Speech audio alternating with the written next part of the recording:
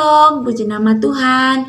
Hari ini kita akan mempelajari tentang pelajaran yang pertama di kelas 6, yaitu ibadah yang sejati. Tujuan kita mempelajari pelajaran ini supaya kita mengerti apa yang dimaksud dengan ibadah yang sejati, ibadah yang berkenan di hadapan Tuhan, dan ibadah yang murni. Apakah selama ini ibadah kita sudah berkenan di hadapan Tuhan, apa belum? Ya, jadi sebelum kita mempelajari lebih lanjut, ada baiknya kita bernyanyi dan berdoa. Tetap dukung channel ini ya dengan cara like dan subscribe. Oke, kita angkat pujian ini. Di sini saya akan bermain gitar, tapi saya masih belajar. Untuk itu biar maklum ya. Yuk kita sama-sama bernyanyi. Ku persembahkan tubuhku sebagai persembahan yang hidup, kudus dan yang berkenan padamu, sebagai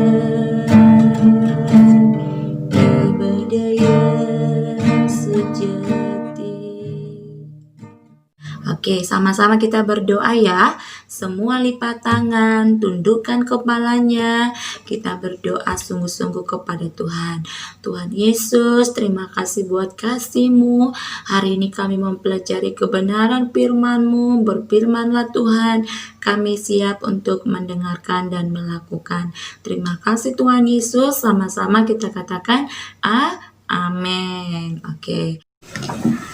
Tahukah kamu ibadah yang sejati? Apa yang dimaksud dengan ibadah yang sejati? Ya, di sini Ibu akan menjelaskan.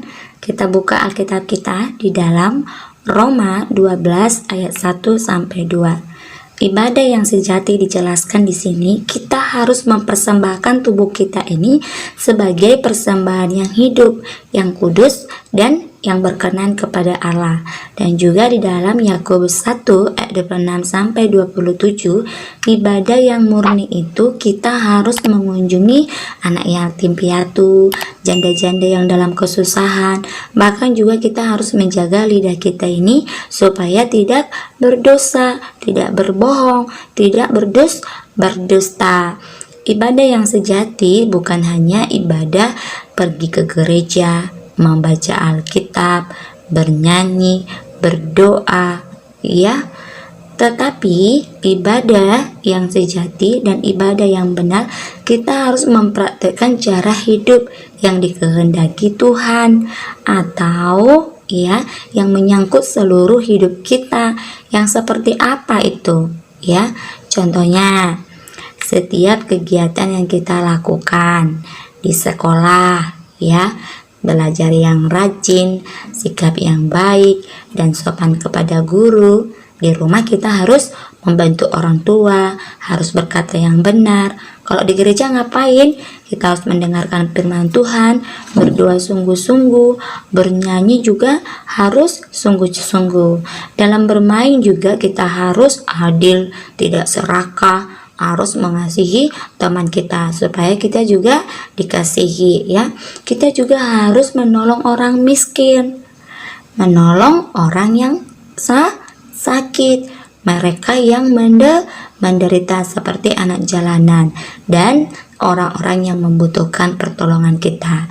Nah, sekarang sudah tahu ya apa itu ibadah yang berkenan di hadapan Tuhan dan ibadah yang sejati. Diterapkan di rumah ya.